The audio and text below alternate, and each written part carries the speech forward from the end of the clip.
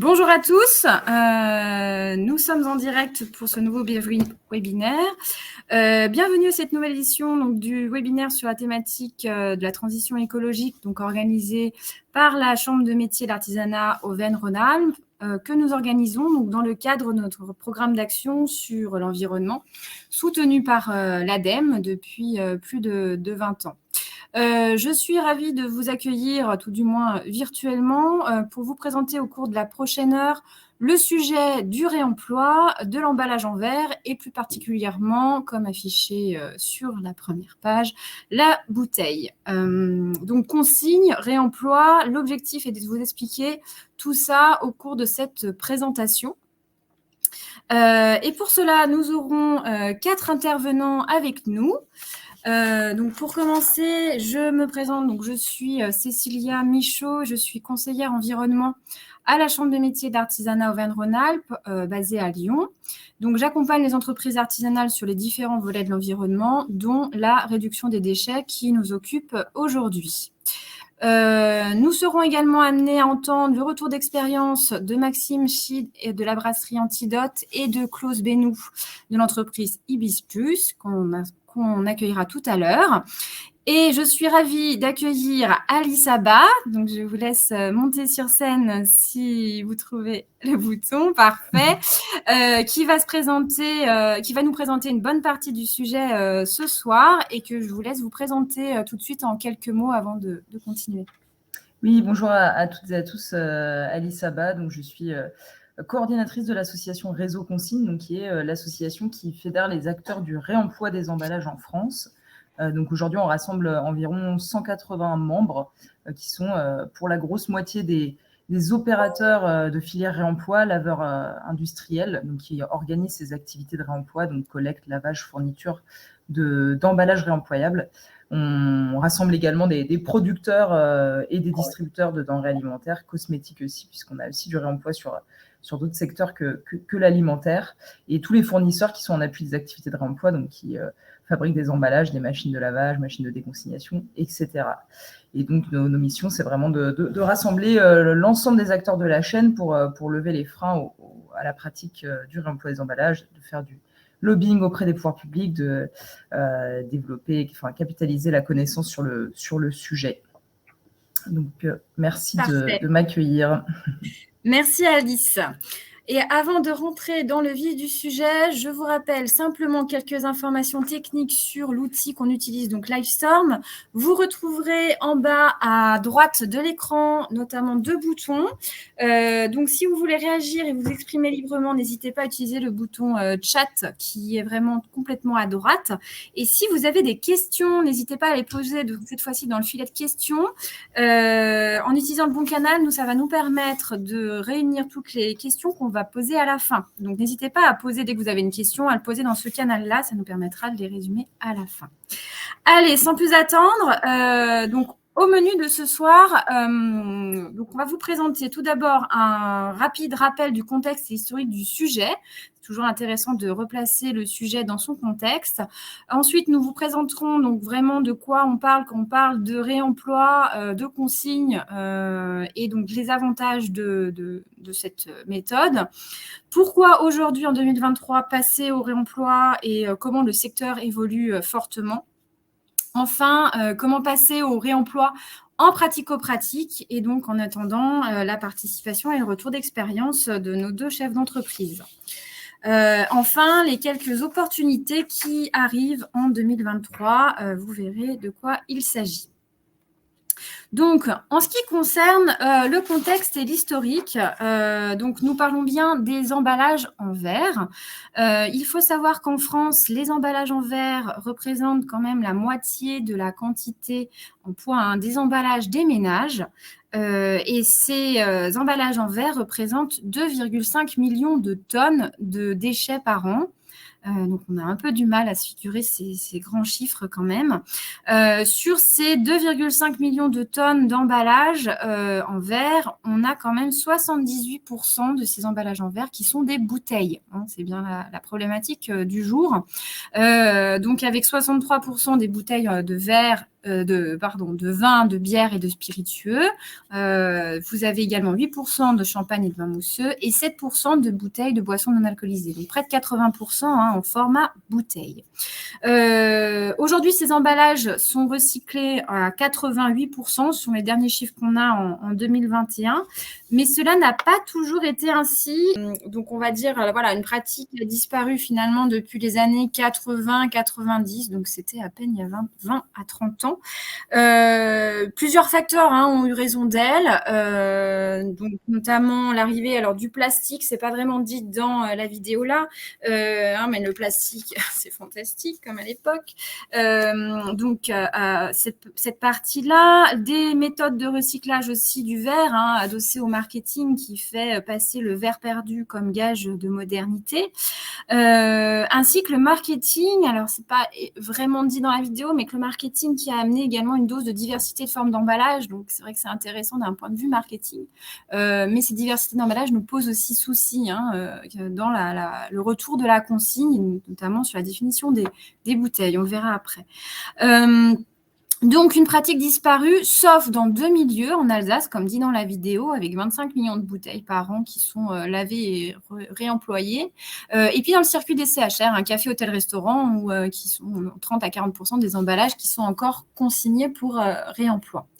Mais depuis quelques années déjà, on a quand même ce retour de la filière du réemploi, et c'est ce qu'on va voir aujourd'hui avec le retour de cette filière. Alors, je vais maintenant laisser la parole à Alice qui va venir sur scène, et en même temps, je vais vous lancer un petit sondage, si vous pouvez répondre en même temps, si j'arrive à lancer le sondage. À vous, Alice. Merci, Cécilia. Du coup, j'y vais, j'attends pas le... Non, allez-y, okay. Et puis moi, je lance le sondage pendant ce temps. Pour débuter, je vais revenir juste sur quelques définitions, parce qu'on parle de consigne, on parle de réemploi, de recyclage, et surtout aujourd'hui on parle de consigne, et la consigne elle peut être pour réemploi et pour recyclage. Sur ce webinaire on parlera de réemploi uniquement, et donc le réemploi c'est toute opération par laquelle des substances, matières ou produits qui ne sont pas des déchets vont être utilisés à nouveau pour un usage identique à celui pour lequel ils avaient été conçus. Donc, il se distingue du recyclage, qui est procédé permettant d'utiliser à nouveau un produit ou sa matière pour créer un nouveau produit. Et donc, la consigne, c'est simplement la somme supplémentaire qui est payée par le consommateur au moment de son achat et qui lui est restituée quand il rapporte l'emballage au point de collecte. Pardon, je réponds au sondage en même temps. Et du coup, la consigne, elle peut être pour recyclage ou pour réemploi. Le réemploi peut aussi être sans consigne, puisque aujourd'hui, on a des systèmes qui fonctionnent sans cette consigne, avec d'autres systèmes d'incitation. Donc voilà pour ce petit point de début d'intervention sur le vocabulaire.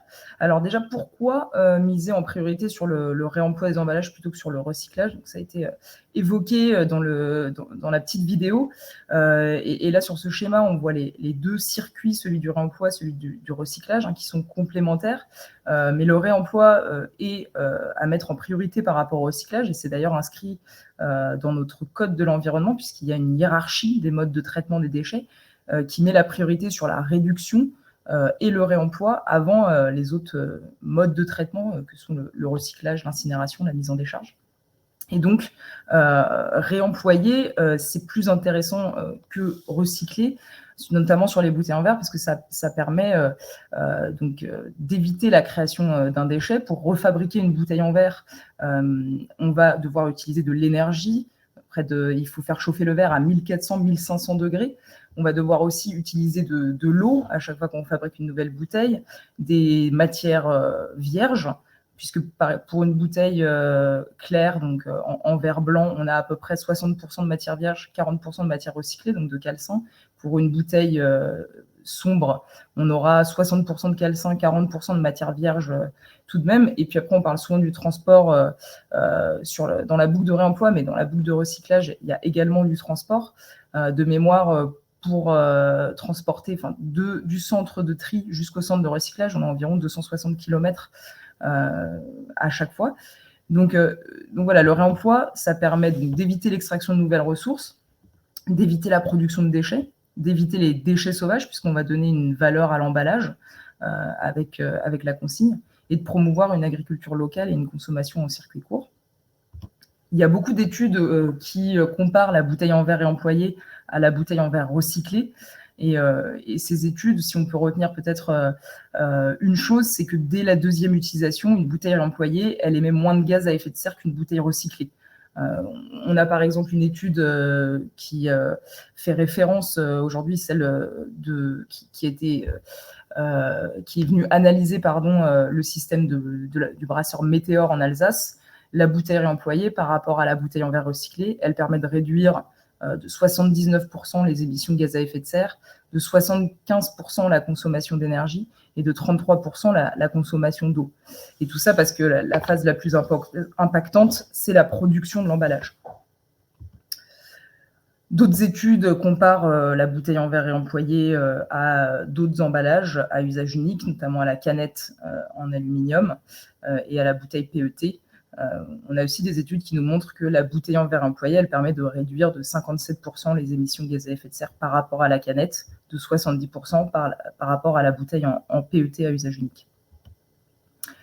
En plus de ces analyses environnementales, le réemploi permet donc de créer des emplois locaux non délocalisables, notamment pour le lavage, la logistique. Et on a aussi des impacts économiques intéressants, puisque pour les producteurs, réemployer ces bouteilles, ça permet de sécuriser ses approvisionnements, de maîtriser ses coûts.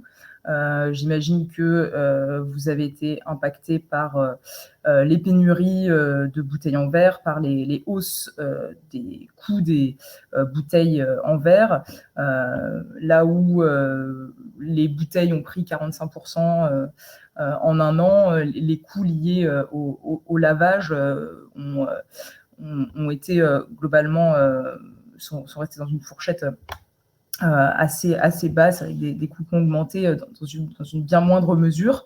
Et puis donc laver en local, collecter et laver en local, ça permet donc de sécuriser les approvisionnements. Ça permet également de répondre à une attente consommateur, de fidéliser les clients, puisque le client va devoir rapporter l'emballage au point de collecte. Et puis pour les producteurs, par exemple, qui lavent eux-mêmes et qui ont investi dans des unités de lavage, aujourd'hui, il est moins coûteux pour eux de laver les bouteilles que d'acheter des emballages à usage unique. Par exemple, Météor en Alsace, ça lui coûte moitié moins cher de laver ses bouteilles que d'en acheter des neuves. Et aujourd'hui, quand on fait appel à un opérateur de réemploi, à un laveur, en fonction du type de bouteille, il est déjà moins cher parfois de laver les bouteilles. Et donc, cette baisse de coût, elle est répercutée sur le consommateur. En Alsace, les Alsaciens et les Alsaciennes achètent leur bière et leur eau jusqu'à 20% moins cher dans des bouteilles consignées pour emploi par rapport à leur équivalent dans des emballages à usage unique. Donc, intéressant aussi pour le pouvoir d'achat. Et donc, comme je le disais, c'est une forte attente citoyenne. On a ce sondage IFOP qui l'atteste. 88% des Français souhaitent le retour de la consigne sur les bouteilles en verre. C'était également une mesure, une proposition de la Convention citoyenne pour le climat, qui n'a malheureusement pas été retenue par le gouvernement. Mais en tout cas, ça témoigne d'une forte attente des citoyens. Alors, pourquoi passer au réemploi donc il y a cet intérêt environnemental, il y a aussi des réglementations qui sont entrées en vigueur en 2023, avec notamment la loi anti-gaspillage pour une économie circulaire qui a fixé des jalons essentiels pour le développement du réemploi, et notamment ses objectifs nationaux. Qui concerne tous les emballages, 5% d'emballages réemployés à mettre sur le marché en 2023 et 10% en 2027. C'est bien réemployé et réemployable, hein, il y a une petite coquille sur la slide, Mais donc c'est bien 5% d'emballages réemployés en 2025 et 10% en 2027. Et donc, pour l'instant, sont concernés les producteurs qui ont un chiffre d'affaires supérieur à 50 millions d'euros. Mais en 2027, tous les producteurs seront concernés. Il y a également la fin de la mise sur le marché des plastiques à usage unique, donc à échéance 2040. Ça paraît loin, mais cet objectif est accompagné de décrets quinquennaux. Et donc, pour la période 2020-2025, on a un objectif de réduction de 20% des emballages plastiques à usage unique à mettre sur le marché, dont la moitié devra être obtenue par réemploi-réutilisation. Et puis, on avait donc dans la loi anti-gaspillage une possibilité de mise en œuvre de dispositifs de consigne pour recyclage et réemploi. Donc, en ce moment, on a une consultation nationale et des consultations régionales qui sont en cours sur le sujet, avec une décision qui sera prise en juin 2023 par le gouvernement. Donc, les discussions sont plutôt centrées autour de la consigne pour recyclage, malheureusement, mais l'objectif, c'est de pouvoir remettre au centre du débat la réduction des déchets et le réemploi pour avoir plus de réglementation en faveur du réemploi. Donc, avec la loi anti-gaspillage pour une économie circulaire a également permis d'avoir 5% des éco-contributions qui sont perçues par les éco-organismes. Donc, sur la filière emballage ménager, il y a 2 éco-organismes, Citeo et l'Éco depuis peu. Et donc, ces éco-organismes devront dédier 5% des éco-contributions au réemploi des emballages. Donc, normalement, en tant que metteur en marché d'emballage, vous devez contribuer à un éco-organisme. Donc, vous payez des éco-contributions sur les emballages à usage unique que vous mettez sur le marché. Lorsque vous réemployez un emballage, vous ne devez pas payer l'éco-contribution puisque votre emballage est réemployé. Mais vous devez le payer sur la première mise en marché. Et donc, pour ces 5%, donc ça correspond quand même à 50 millions d'euros par an pour Citeo et environ à 2 millions d'euros par an pour les clients de l'éco. Citeo a mis en place, on y reviendra tout à l'heure, un appel à projet qui permettra de financer, qui permet déjà de financer des études, des expérimentations, des transformations industrielles et des campagnes d'influence auprès des consommateurs. Et donc cet argent est mobilisable dès maintenant et il me semble qu'il y aura un petit focus tout à l'heure sur le sujet. Autre mesure de la loi AGEC, c'est la définition de gammes standards d'emballage réemployable. Donc, ces gammes auraient dû être définies au 1er janvier 2022. Aujourd'hui, donc, c'est aux éco-organismes de s'en charger. Citeo a défini pour l'instant 3 emballages prioritaires, donc, que sont la bouteille que vous voyez sur la gauche de bière 75 centilitres, la bouteille de jus 1 litre et des pots. Donc ça, c'est des prototypes qu'ils ont montrés lors d'une journée consacrée au réemploi, qui ne sont pas encore disponibles. Normalement, les moules de production devraient être disponibles fin 2023, mais on n'a toujours pas de date de disponibilité de ces modèles. Donc voilà, on est en attente, des développements. Et côté réseau consigne, on est parti nos adhérents avaient besoin d'une gamme standard simplement pour faire en sorte qu'une bouteille qui soit conditionnée dans le nord de la France et bue à Lyon puisse être réemployée, collectée par l'opérateur local à Lyon et revendue à un producteur local. Il nous fallait donc une gamme standard.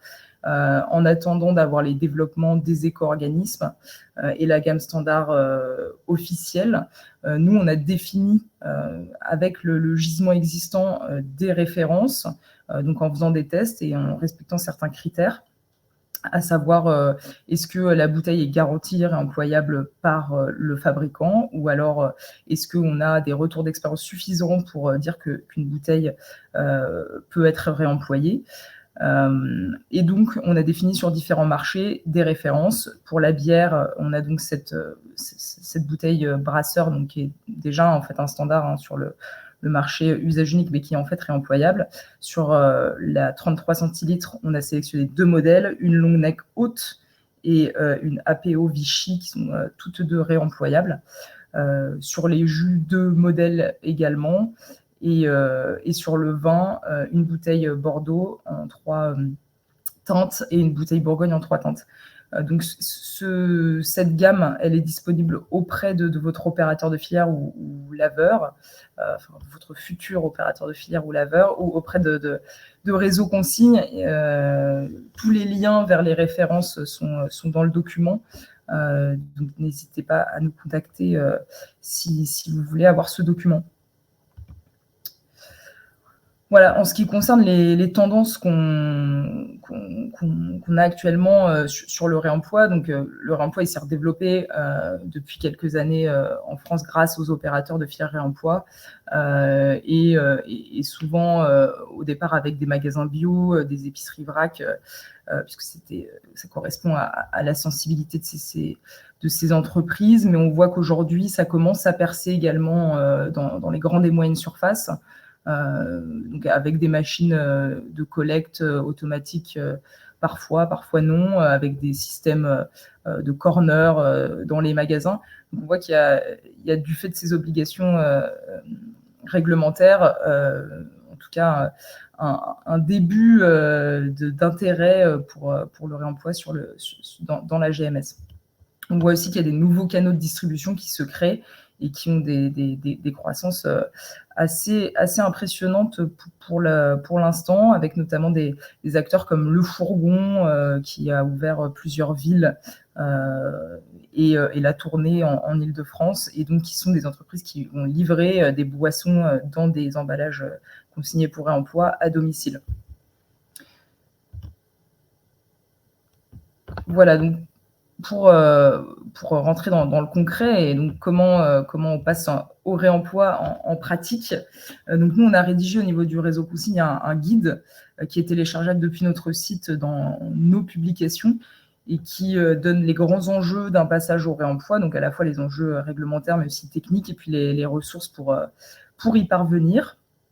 Donc on a essayé de structurer le guide en vous mettant un peu les questions à se poser pour passer au réemploi et les possibilités que vous avez. Donc le lavage en interne, donc organiser soi-même le lavage, ou alors externaliser le lavage auprès d'un opérateur de filière réemploi, d'un laveur. Et donc pour réussir à savoir quel est le mieux pour soi, il faut se poser un certain nombre de questions. Est-ce que j'ai les capacités d'investissement pour acheter une machine de lavage, pour faire moi-même le lavage? Est-ce que j'ai le temps? Est-ce que j'ai la place? Est-ce que j'ai les volumes nécessaires pour amortir l'achat d'une machine? Est-ce que j'ai près de chez moi une filière de réemploi ou une laveuse mutualisée? Est-ce que je peux moi-même répondre aux contraintes de qualité qui sont exigées dans le secteur agroalimentaire? En Auvergne-Rhône-Alpes, vous avez de la chance puisque c'est pas la carte actualisée, mais il y a donc Rebouteille sur le territoire de l'Ain et du Rhône. Alpes Consigne, ma bouteille s'appelle revient en Drôme-Ardèche, et La Pampa aussi en Auvergne-Rhône-Alpes. Donc vous avez des opérateurs présents qui peuvent vous accompagner. Et donc là c'est un petit récap des filières et de ce qu'elles proposent. Soit le lavage à façon, soit le tout en un, on va dire, à la fois l'accompagnement technique qui est souvent payant, la mise en relation des producteurs avec les distributeurs du réseau, le lavage, le développement, enfin la logistique, et puis l'animation du réseau de points de vente et la promotion de la gamme de produits consignés. Donc tout ça, c'est ce que peuvent proposer les filières de réemploi territorial. Et après, le lavage industriel, le lavage à façon, ça peut être simplement que vous récupériez vos emballages, vous assurez vous-même la logistique et vous envoyez les bouteilles à laver à un laveur. Donc ça, c'est aussi en fonction de votre organisation. Ça peut être deux options. Merci beaucoup Alice pour cette présentation. Je vais reprendre la main à partir de là et justement rentrer dans une de ces options qui est donc le passage par un opérateur régional. Donc, comme disait Alice, il y en a 3 sur la partie Rhône-Alpes et l'association Pampa qui émerge sur la partie Auvergne. Donc, effectivement, je n'avais pas la dernière version puisque les choses évoluent vraiment vite. Et, donc, aujourd'hui, vous avez sur l'ensemble du territoire d'Auvergne-Rhône-Alpes un opérateur local pour gérer pour vous cette partie de lavage. Et donc, comment ça se passe pour rentrer un petit peu plus dans le détail et à savoir que normalement, il y a des personnes de Rebouteille qui sont connectées, en tout cas de ce que j'ai pu voir tout à l'heure, peut-être d'autres qui sont connectés depuis.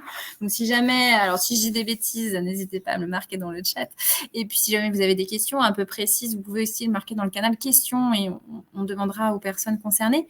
Donc, donc quand on prend un opérateur régional, donc on peut prendre on peut commencer par le schéma commerçant magasin, donc sur la droite du schéma. Donc en fait vous avez en tant que producteur de boissons, vous achetez votre stock de bouteilles neuf selon les gammes de bouteilles. Donc on va revenir un petit peu là-dessus. Vous achetez vos bouteilles, vous produisez, vous remplissez, vous les mettez dans vos circuits de distribution classiques, dont des commerçants et magasins qui sont affiliés au système de réemploi. Les consommateurs achètent vos produits, payent cette fameuse consigne, ramènent les bouteilles consignées une fois consommées. Donc, on verra tout à l'heure les résultats du sondage du début, s'il y en a parmi vous qui utilisent déjà ce système de consigne. Les dépose au point de collecte. Et donc, c'est à partir de là que l'opérateur régional va récupérer ses casiers de bouteilles, les emmener au centre de lavage qui est aujourd'hui mutualisé pour Rhône-Alpes et donc pour Auvergne-Rhône-Alpes maintenant à Valence, va opérer toute la partie lavage, contrôle, test et repalettisation pour ensuite vous les revendre, donc revendre des bouteilles lavées. La grande question, c'est toujours la partie coût. Donc, à combien je vais acheter cette bouteille lavée. Donc, il est difficile de répondre à cette question. Et puis, en fonction des typologies de bouteilles, des spécificités locales. Mais on peut partir sur un ordre de grandeur d'un achat de bouteilles lavées d'environ 25% moins cher qu'une bouteille neuve. Et comme l'a dit tout à l'heure Alice, on est aussi sur une inflation moins importante sur cette partie lavage, même s'il y a des augmentations. Donc, du coup, et après, on recommence. Donc, il y a bien un apport de bouteilles neuves que vous achetez qui sont en lien, enfin, qui sont référencées pour que ces bouteilles ensuite rentrent dans ce circuit et augmentent en fait petit à petit ce stock de bouteilles lavées au niveau régional. Donc, 5 étapes pour intégrer un opérateur de filière locale. La toute première, qui n'est même pas écrite sur la diapo, c'est de rentrer en contact avec un opérateur régional une fois que vous avez décidé si vous voulez passer par un opérateur régional, puisque vous pouvez aussi avoir internaliser une machine de lavage, mais ça, c'est d'autres considérations. Donc, prendre contact avec un opérateur de lavage qui, donc, si vous les contactez, vous répondre sous environ une semaine, 10 jours. La première étape, c'est un diagnostic global, dont le format de bouteille. Donc, on en a parlé tout à l'heure. Il faut savoir qu'il y a effectivement des gammes standards nationales qui sont développées, mais il y a aussi des spécificités locales et il peut y avoir des adaptations. Les opérateurs régionaux s'adaptent aussi avec les variations disponibles sur le marché. Donc, il n'y a pas vraiment une gamme figée. Voilà, donc c'est vraiment important d'échanger avec eux. Discuter aussi sur les circuits d'approvisionnement, sur tout ça. Donc, ça, c'est la phase diagnostique. Deuxième étape, vous adaptez le contenant sur lequel vous êtes parti, selon ce qu'on vient de se dire. Troisième étape est quand même importante, la fameuse étiquette, puisque qui dit lavage dit opération d'un moment donné où il faut que l'étiquette s'enlève lors de l'opération de lavage. Donc là maintenant, il y a quand même un bon retour d'expérience sur quelles sont les étiquettes qui sont donc à colle hydrosoluble, si on rentre un peu dans le technique, et adapté au process de lessivage industriel. Donc oui, effectivement, il y a des adaptations aussi, vous, d'un point de vue marketing. Il y a des choses, des dorures, des choses comme ça que vous ne pouvez plus utiliser, mais c'est la chose pour rentrer dans le système de réemploi, selon un cahier des charges fourni donc, par l'opérateur.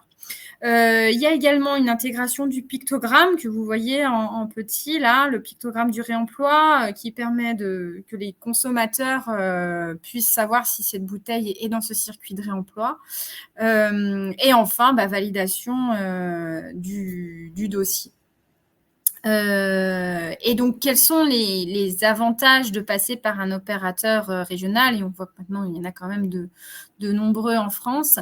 C'est d'avoir un lavage industriel. Vous voyez une photo. Vous avez tout ce qui est lavage, contrôle et test des bouteilles par rapport aux bouteilles lavées, qui sont donc du coup reconditionnées et revendues à des tarifs inférieurs au neuf, ça on l'a dit.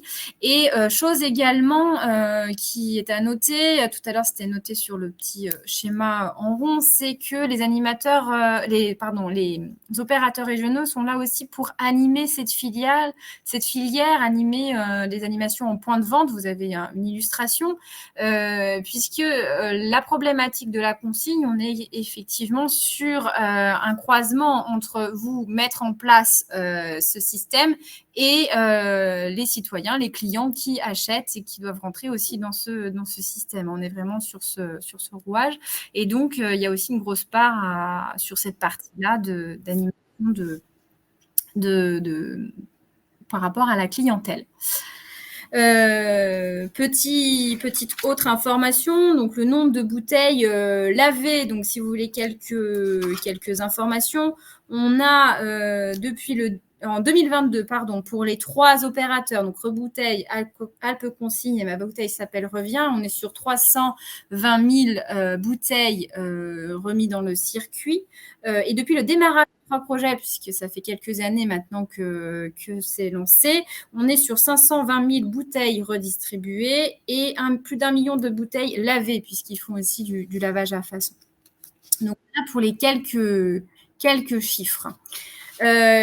Et donc, nous allons accueillir maintenant pour le retour d'expérience 2 chefs d'entreprise. Donc, je vais présenter en attendant qu'ils rentrent sur scène.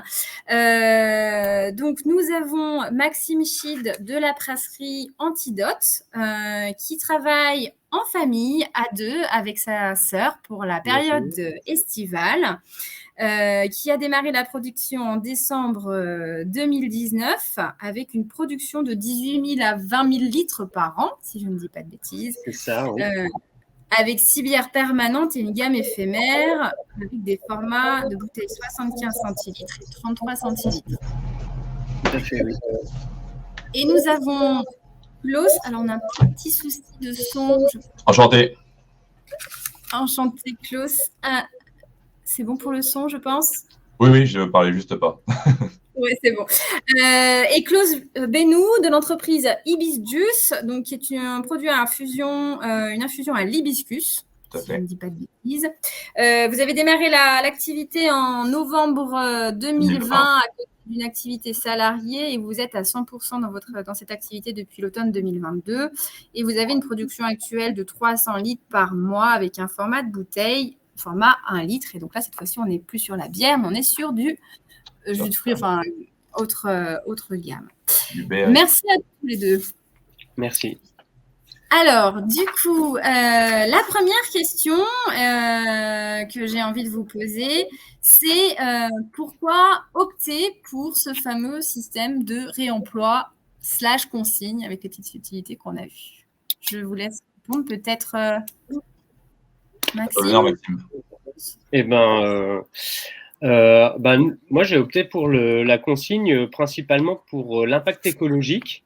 Ça, c'était un peu ma première volonté pour passer à ça.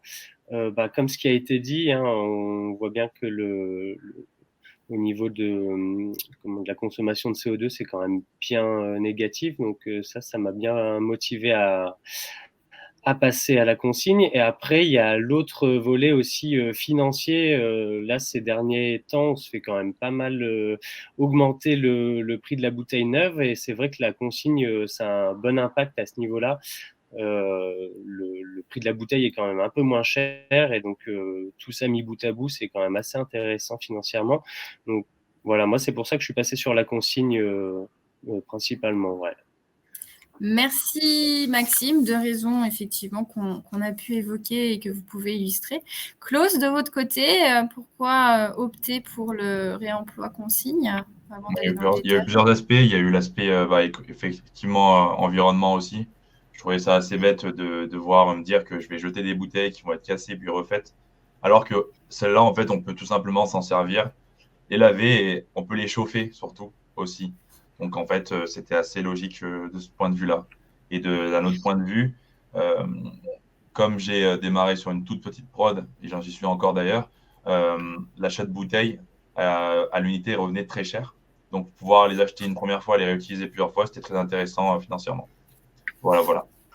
Super. Donc effectivement, sur les mêmes raisons environnementales et économiques. Merci. La question suivante, c'est par quel système du coup? Parce qu'on a vu qu'il y avait plusieurs systèmes possibles, lavage à façon, opérateur régional, intégration d'une laveuse. Par quel système vous avez choisi de mettre en place le réemploi et depuis quand? Pour nous, ça fait un mois et demi, donc c'est assez neuf. On est un peu encore dans la phase de découverte, pour être très honnête. Et on est passé par le réseau Alpes Consigne. Voilà, tout simplement. Parfait. Oui, j'ai oublié de préciser que vous étiez en Savoie. Exactement, ouais. Clause, de votre côté? De mon côté, je fais ça en interne. C'est pas avec une laveuse, c'est à l'artisanal. C'est-à-dire qu'il y a beaucoup d'huile de coude et de la chaleur. Donc concrètement, ça passe par une première phase de lavage manuel au détergent et ensuite une phase de stérilisation à l'eau bouillante. Voilà, voilà. Un peu comme à l'ancienne, quoi. Et du coup, vous souhaitez améliorer le processus Ah oui, tout à fait, c'est vrai. Là, je souhaiterais pouvoir. Là, je souhaiterais pouvoir faire la transition vers l'externalisation vers Alpes Consigne pour pouvoir développer vraiment l'activité parce que c'est quelque chose qui prend quand même beaucoup de temps. Oui, ce que vous me disiez, c'est que ça prenait actuellement entre la production vraiment de votre produit Ouais. et la partie récupération de bouteilles, puisque c'est vous qui assurez de passer dans les différents points de vente, magasins. ouais. Tout à fait. Donc, Ça me prend, le réemploi lui-même me prend facile 90% du temps de l'activité. Parce que du coup, oui, concrètement, il faut pouvoir gérer plusieurs interlocuteurs, tout simplement. Et ensuite, vraiment, l'action mécanique, comme je disais, de le laver, gérer tout ça, ça prend pas mal de temps. Parce que ça craint quand même pas mal, on va dire, et ça prend forcément du temps. Donc, voilà. Puis du coup, vous ne pouvez pas vous concentrer sur votre produit, votre produit. Exactement. C'est bien pour ça que depuis tout ce temps aussi, c'était pas plus mal que ce soit une activité parallèle, on va dire, complémentaire, parce que c'était pas possible de faire ça à grande échelle non plus. C'est fait. Et donc, on voit que vous avez intégré depuis peu de temps pour Maxime, puis Klaus, vous intégrez bientôt le Alpes Consigne. Quelles sont les problématiques, contraintes que vous avez rencontrées du coup? Problématique, contrainte, pour nous, ça a été assez simple. Quand on s'est rapproché d'Alpes Consigne, ils nous ont fourni un cahier des charges à respecter. Donc, comme ce qui a été dit un peu plus tôt, c'était surtout que nos bouteilles correspondent aux bouteilles qui sont réutilisées dans le réseau. Nous, pour l'instant, on n'est que sur les 75. Donc nos bouteilles, on n'a pas eu besoin de les changer, elles étaient déjà bonnes de base, donc ça c'était déjà un bon plus pour nous. Par contre, on a dû changer le format de nos étiquettes. Nos étiquettes, elles faisaient 100 par 167, si je dis pas de bêtises, en millimètres. Et dans le cahier des charges, il a fallu qu'il y ait une cote à 80, donc on a dû réduire la taille de nos étiquettes. Ça, c'était un premier une première contrainte, on va dire. C'était pas très très compliqué à faire, mais voilà. Et après, il a fallu demander aussi à l'imprimeur de changer le type de colle qui était utilisé sur ces étiquettes-là. On était sur une colle standard et on est passé sur une colle hydrosoluble pour que les étiquettes puissent être décollées lors du passage dans la machine. Donc voilà, le gros truc pour nous, ce qu'on a vraiment changé, ça a été sur les étiquettes des 75. Pour le reste, après, ça a été assez simple d'intégrer le réseau au niveau technicité, on va dire, des bouteilles ou de ce genre de produits. Ok, super. Juste une question complémentaire avant de passer à Klaus. Vous avez commencé à réfléchir à passer à la consigne quand il y a 6-8 mois, il me semble. Ouais, je pense on a dû commencer à y réfléchir courant de l'automne, à se mettre vraiment d'accord sur ok, on part sur la consigne, on change un peu tout. Après, forcément, il a fallu qu'on passe nos premiers stocks, nos derniers stocks d'étiquettes conventionnelles, on va appeler ça comme ça, pour pouvoir refaire une commande d'étiquettes hydrosolubles, lavables. Donc voilà, ça nous a pris à peu près la saison d'hiver, grosso modo, pour passer ces derniers stocks et pouvoir commencer réellement la consigne des bouteilles. Super. Merci Maxime. De votre côté, Klaus, du coup, quelles sont les problématiques ou contraintes que vous avez rencontrées? Au niveau des problématiques, il y avait au niveau de l'acteur, on va dire, aussi important que le laveur lui-même pour que le remploi fonctionne, c'est le consommateur qui n'a pas forcément un bon taux de retour sur les bouteilles. Étant donné que, comme vous l'avez montré avec le petit reportage INA, il n'y a plus cette culture-là, cette tradition-là de ramener les bouteilles. Malgré le fait que j'ai mis en place une consigne payante, j'ai un taux de retour qui est au mieux de 50% environ sur mes bouteilles. Et voilà, c'est une vraie problématique parce que du coup, on pense pouvoir se focaliser sur le réemploi, donc avoir un certain stock qui va être en rotation régulière. Mais en fait, il faut souvent réalimenter avec un stock de bouteilles neuves de manière assez régulière. Donc ça, en termes de gestion, c'est quelque chose à prendre en compte, qui est assez difficile. Et ensuite, il y a aussi au niveau comment convaincre les clients professionnels de simplement s'y mettre. Parce que autant en restauration, c'est quelque chose qui est très habituel, autant sur d'autres types d'endroits, c'est moins le cas. Donc voilà, je pense que ça a été mes principales difficultés. Et j'ai eu le même souci que Maxime un petit peu au niveau de mes étiquettes, avec les bonnes colles bien costauds. Donc étant donné que moi je fais ça de manière artisanale, vraiment je me suis fait les muscles dessus, quoi. Donc c'est quelque chose qui a été très très difficile. Est-ce que vous avez changé du coup les étiquettes à ce jour? Oui, j'ai fini mon stock très récemment là, donc effectivement je passe sur des étiquettes hydrosolubles. Je pense que ce qu'a dû faire Maxime, qui vont être compatibles avec le lavage en laveuse chez Alphonse. Et sur le format de bouteille, donc vous êtes sur un format de bouteille jus avec format de bouteille type jus fraîcheur en 1 litre. Après, normalement, il y a 2 autres formats également, mais bon, ça c'est une autre affaire, disons. Et sur la bouteille 1 litre, est-ce qu'elle est compatible avec le cahier des charges de Alpes Consigne? Oui, tout à fait, tout à fait. Concrètement, je peux en parler là rapidement. Avec tout le document qui donne au niveau d'Alpes Consigne, on arrive à avoir les informations nécessaires avec en fait ce qui s'appelle les cotes de la bouteille. Il y a un cahier des charges assez précis là-dessus et les fournisseurs de bouteilles vous le donnent également sur demande. Donc là-dessus, c'est pas hyper difficile. Il faut juste bien le faire avant de commander parce que visuellement, on peut penser que c'est bon, mais attention quand même, quoi. Voilà. C'est ça. Il y a vraiment des caractéristiques précises pour que les bouteilles… Au niveau de la densité du verre, au niveau de l'épaisseur du col, etc. Il y a des petites choses comme ça auxquelles il faut porter attention quand même. Parce qu'après, une fois qu'on a commandé la palette et que la palette est arrivée, c'est plus compliqué. Une palette de bouteilles, c'est presque de 1 litre. Moi, c'est 1400 bouteilles quasiment, donc effectivement, c'est un peu embêtant. Et on repart pour un cycle de production, mais si Exactement. Et puis les étiquettes qui vont avec. Ce qui est important, je pense, nous, en tant que producteurs, c'est la régularité pour que le consommateur ne soit pas perdu et qu'il ait toujours le produit le plus régulier, le plus ressemblant à chaque fois. On ne peut pas s'amuser à tout le temps changer. Et ça vaut aussi pour les étiquettes, d'ailleurs. C'est assez embêtant là-dessus. Oui, il y a ce côté marketing qui arrive et qui… Exactement. embêtant.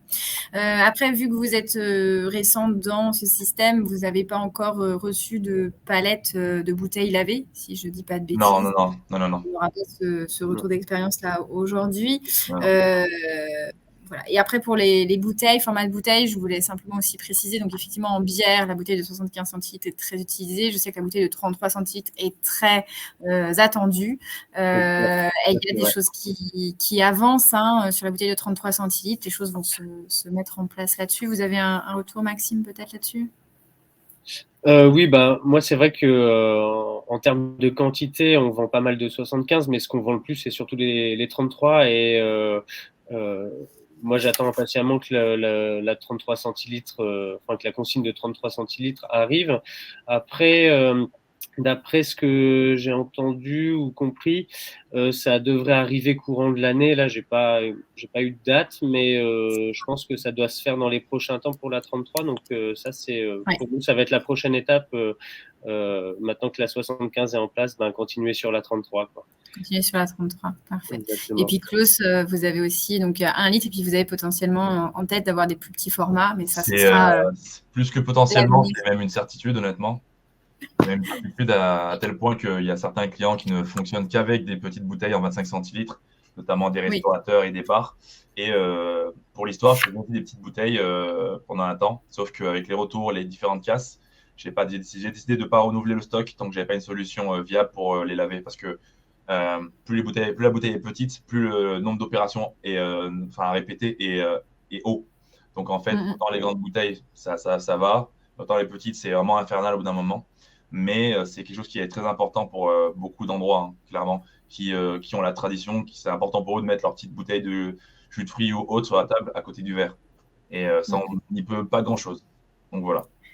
Donc les choses évoluent. Merci à tous les deux. On va terminer, puis je pense qu'on fera aussi peut-être monter tout à l'heure une personne de Rebouteille pour répondre à d'autres questions. S'il y a d'autres questions, je vois que dans le chat, il y a pas mal de choses qui bougent. Merci à tous les deux. Merci et vous restez en back-office si jamais il y a des questions. Ça marche. Et pour nous, du coup, on va simplement... je n'ai plus... la présentation. Je vais reprendre la présentation. Hop. Voilà. Simplement pour terminer, avant de passer aux questions-réponses, donc les opportunités en 2023, on l'a évoqué tout à l'heure, donc ce sont les enveloppes financières liées aux éco-organismes. Donc, comme le disait Alice, en tant que metteur de marché, vous devez payer une partie aux éco-organismes. Vous avez le choix entre Citeo et l'éco. Et dans la loi AGEC, l'État les a obligés à reverser une partie de ces enveloppes financières pour le réemploi. Donc, ça y est, Citeo a dévoilé son appel à projet qui est sorti il y a vraiment quelques jours par rapport aux conditions. Donc, ce sont bien 50 millions d'euros. Donc, la petite histoire, c'est que c'est 5% de ce qu'ils collectent qui représentent 50 millions d'euros. Donc, les conditions... Donc, il faut adhérer à Citeo pour pouvoir répondre à l'appel à projet. Il faut savoir que cet appel à projet est ouvert jusqu'au mois de novembre, mais vous pouvez déposer au fil de l'eau des dossiers. Le dispositif, donc il y a un test d'éligibilité sur leur site. Vous avez un cahier des charges. Vous déposez votre candidature, c'est évalué et ensuite c'est retenu. Le pourcentage de financement va dépendre si ce sont des études ou de l'investissement matériel. Mais d'après ce qu'on a pu comprendre, puisque c'est assez récent, il y a plusieurs choses qui vont pouvoir être financées, des études, mais également de l'achat de matériel, des laveuses, si vous voulez passer sur du laveuse interne, et peut-être d'autres matériels. Donc, c'est vraiment quelque chose à étudier et déjà, la première étape, vérifier si vous êtes... si vous avez contribué à un des deux éco-organismes. Donc, ça, c'est pour Citeo. Et pareil pour l'éco, puisqu'ils ont également 5% de leur enveloppe à dédier au réemploi. Eux, on fonctionne avec Ulule. C'est ouvert déjà depuis l'automne 2022. Il y a 3 comités de sélection. Le prochain est en juin. Et là, on est sur des conditions un petit peu différentes avec 10 projets sélectionnés qui remporteront un accompagnement personnalisé, des mises en avant via la communauté, un soutien financier de 5 à 10 000 euros. Donc voilà, ce sont des choses à creuser. On n'a pas plus de précision à ce stade, mais bien évidemment, on pourra vous accompagner si vous avez des questions, puisque avant de passer aux questions-réponses, j'aimerais finir sur le fait que la Chambre de métier, nous sommes à votre disposition pour vous accompagner sur tous ces sujets et si vous souhaitez qu'on approfondisse le sujet avec une présence dans tous les départements. De toute façon, vous avez les informations sur la diapo. Et tout de suite, à vos questions. Alors, je ne sais pas si mon acolyte veut monter sur scène pour les donner ou si je les donne de mon côté. Alors,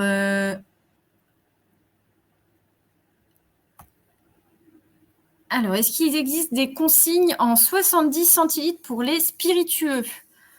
Alors, je n'ai pas, moi, la réponse. Je ne sais pas si Alice veut monter sur scène ou si je vais te proposer également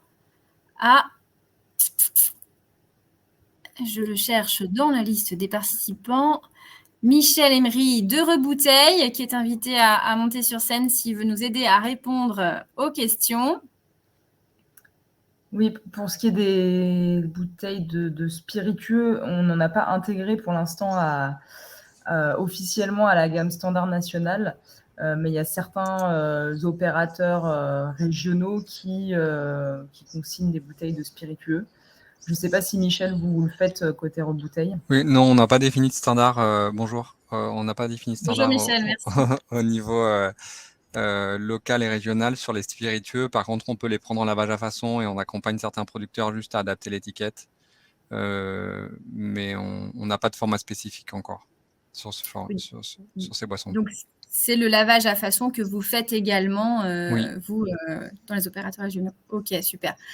On a une autre question en ce qui concerne les bouteilles ayant contenu de l'huile. Est-ce qu'aujourd'hui, ce sont des bouteilles que vous voyez passer et c'est des choses est-ce que vous pouvez laver ? Alors oui, pour répondre pour notre région et notre laveuse mutualisée, on prend les bouteilles d'huile, on les lave. En fait, on fait des lots spécifiques parce que il y a déjà des producteurs qui font partie du circuit mutualisé en bouteille d'huile sur un format de bouteille bordelaise, donc qui fait partie des standards sur le vin, qui utilise ce standard-là pour être collecté dans les magasins point de collecte. Et quand on lave ces lots de bouteilles d'huile, on les lave à part parce que ça peut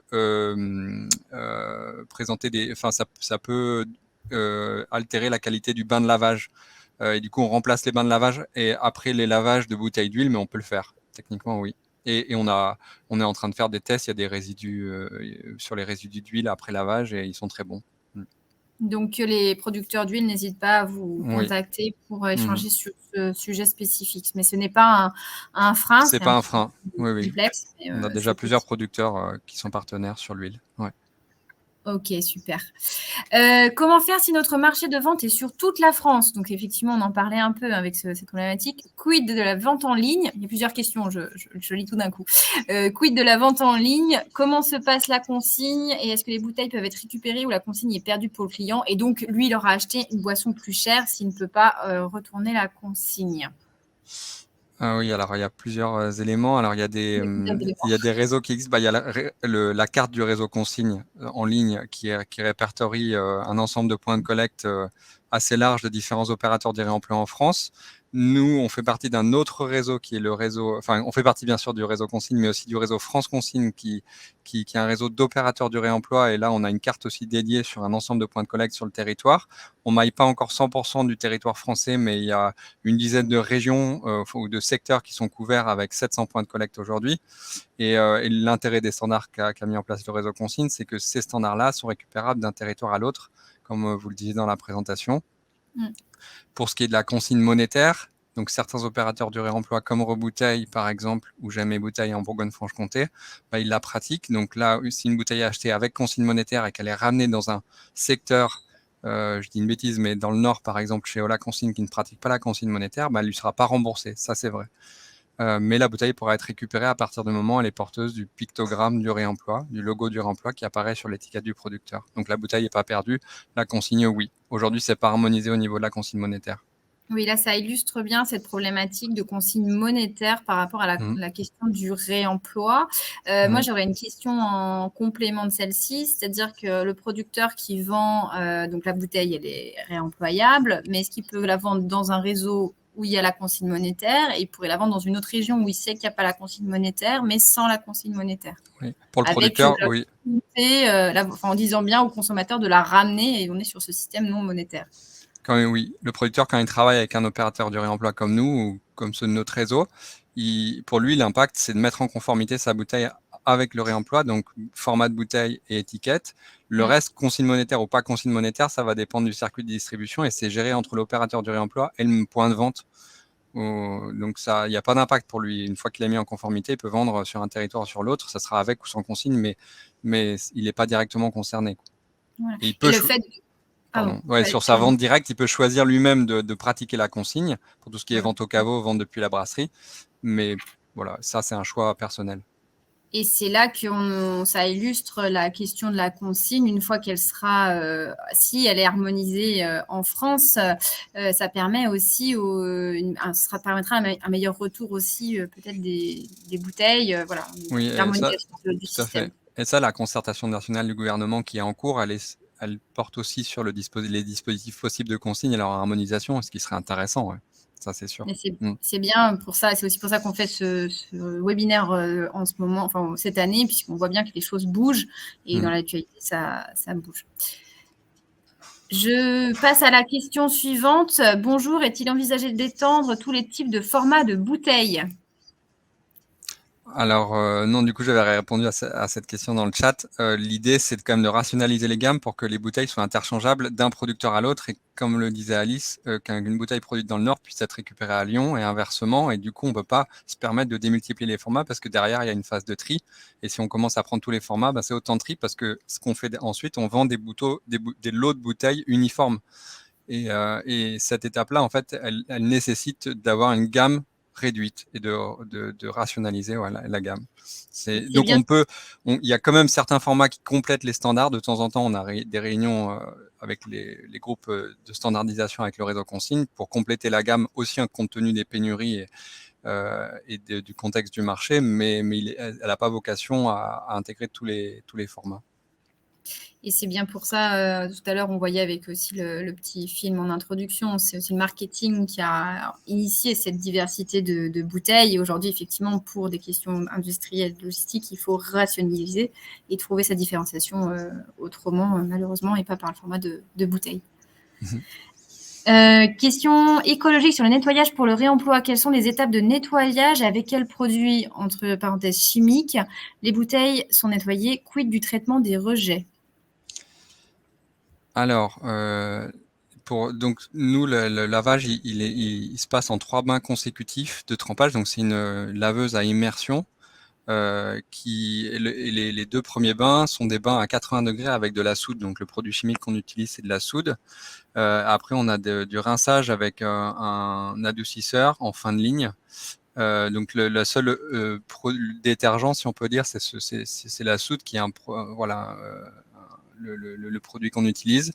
Et on a une mesure des températures et des taux de rejet des eaux usées. Aussi, à savoir qu'on utilise une cuve de décantation. Donc, une fois que le lavage a été effectué, qu'il y a plusieurs séries de lavage ont été effectuées, les eaux polluées, si on peut dire, partent dans le cuve de décantation où les bouts sont décantés pendant le temps d'un week-end. Et les eaux sont réutilisées sur les premiers bains de lavage plusieurs fois de manière à réduire l'utilisation en eau. Ok, donc tout est étudié pour réduire aussi les rejets. Et concernant notre laveuse, on travaille déjà selon les réglementations HACCP et puis on va tendre vers l'IFSBRC, les normes agroalimentaires. Voilà. Et pour compléter la réponse, du coup, on revient sur les impacts qui ont été étudiés à travers les différentes études qu'on a citées au début de la présentation, qui fait que malgré effectivement les étapes de lavage, de transport, c'est la partie lavage de bouteilles restera moins impactante que d'aller chercher de la matière première, de fondre tout ça et de produire des nouvelles bouteilles. On ne dit pas qu'on arrête la production de nouvelles bouteilles, puisqu'il y aura toujours besoin d'une petite quantité, mais le but du jeu, c'est d'arrêter de casser des bouteilles et pour aller les refondre. On a une question d'une personne qui dit on ne peut pas juste acheter des palettes lavées comme on achète une palette de bouteilles neuves. Bon, j'aurais presque envie de répondre à la question. À ce jour, pas encore, en fait, parce qu'on a besoin que les producteurs injectent de la bouteille apte au réemploi dans le circuit pour qu'on puisse les collecter, les laver, les reconditionner, les revendre. Donc, il nous faut en fait de la matière neuve au démarrage quand même, parce que, et c'est ce qui va justement permettre de développer et de généraliser de plus en plus la consigne. Plus des producteurs proposent des gammes réemployables, plus on peut en collecter, mais le préalable, c'est quand même toujours d'en injecter sur le marché de la neuve. C'est pour ça que les deux boucles sont complémentaires et la partie réemploi prend de l'ampleur de plus en plus. Donc, on aura quand même plus de bouteilles à proposer à l'avenir. J'avais presque envie de répondre à la question, puisque moi, je me posais la question quand j'ai commencé à étudier le sujet. Je ne comprenais pas pourquoi on ne pouvait pas juste acheter des bouteilles lavées, mais tant qu'il n'y a pas des personnes qui mettent de la bouteille dans le circuit pour alimenter le circuit, votre opération, c'est de laver, c'est pas d'acheter des bouteilles neuves pour ensuite les laver. Voilà, et de collecter. Le gros enjeu, c'est de collecter, donc d'avoir des bons taux de retour, développer les réseaux de points de collecte. Et quand on collecte bien, là, on collecte aussi des bouteilles qui viennent d'ailleurs, qui repartiront pas chez les producteurs lointains et qui seront revendues en local, mais prioritairement aux producteurs qui font déjà du réemploi. Ok. Merci beaucoup. Effectivement, on a eu des coordonnées de la Pampa pour l'Auvergne. Donc, quelqu'un a mis le mail de la Pampa. Mais si jamais vous avez des questions là-dessus, n'hésitez pas à nous joindre. De toute façon, on vous mettra en relation. Une autre question. Existe-t-il des bouteilles de type champenoise capsulables dans le réseau des bouteilles réemployables? Alice, peut-être tu veux répondre sur ce point Oui, je l'avais pas mise dans la slide, mais il y a bien une bouteille de cidre en fait verte champenoise qui est dans la gamme et donc utilisable pour la bière également. Et pour les champagnes, il y a une précision, pour les producteurs de champagne ne peuvent pas réutiliser des bouteilles lavées. C'est interdit dans leur AOC, mais ils peuvent choisir de passer au réemploi pour que leurs bouteilles soient réutilisées par des cidriers ou des brasseurs, par exemple. Parfait. Je me permets d'apporter une dernière précision que j'ai vue dans le chat. Effectivement, Michel, vous avez précisé Citeo et Adelph aussi proposent une enveloppe financière. On est bien sur la même chose. Adelph fait partie de Citeo, donc j'ai dit Citeo tout à l'heure, mais on est bien sur Adelph. C'est pareil. Donc c'est Citeo, Adelph d'un côté et l'éco de l'autre côté pour les éco-organismes. Il est 18h04. Nous avons passé l'heure sur le webinaire. Je ne vois pas de nouvelles questions. Alors, s'il y a 2 nouvelles questions, est-ce qu'on a le temps? On va en prendre une dernière avant la fin et la clôture de ce webinaire. Bonjour, je lance mon activité. Quelle est la quantité minimale de bouteilles pour commencer le processus de consigne? Il n'y a pas de minimum. De notre côté, c'est juste qu'on revend des lots de bouteilles par palette entière. Donc, et encore en lavage à façon, on peut faire des demi-palettes. Donc même si un producteur nous amène 500 bouteilles, on les lavera sans problème. En gros, et puis après, comme c'est du mutualisé, à partir du moment où ça part sur un format standard, ça sera mutualisé avec les mêmes formats. Donc, ça contribuera à alimenter le flux de bouteilles de ce standard-là. Donc, toutes les quantités sont bonnes à prendre, je dirais. Et j'ai envie de dire, à partir du moment où on démarre, en plus, c'est bien de démarrer tout de suite sur le bon format de bouteille et ça évite un peu les problématiques qu'on a pu voir tout à l'heure avec le retour d'expérience, de devoir changer potentiellement un format de bouteille alors qu'on est parti sur autre chose et devoir changer. Et pareil, pour changer le format d'étiquette, écouler le stock en attendant de commander une nouvelle format. Donc, à la limite, si vous démarrez, le mieux, c'est si vous voulez passer par un opérateur régional, de le contacter directement. C'est plus simple de le faire dès le départ, complètement. Directement dans la filière. Merci beaucoup. Si jamais il y a des questions qui sont passées à la trappe ou si vous avez d'autres questions à la suite du webinaire, de toute façon, vous avez le nom des personnes et vous avez nos coordonnées. Donc, dans les différents mails pour l'inscription à ce webinaire, n'hésitez pas à nous contacter et on vous mettra en relation avec toutes les personnes. Merci Alice, merci Michel pour la réponse aux questions. Merci à Maxime et à Claude tout à l'heure pour le retour d'expérience et je vous souhaite à tous une bonne fin de journée. Au revoir. Merci également. Au revoir. À bientôt. Au revoir.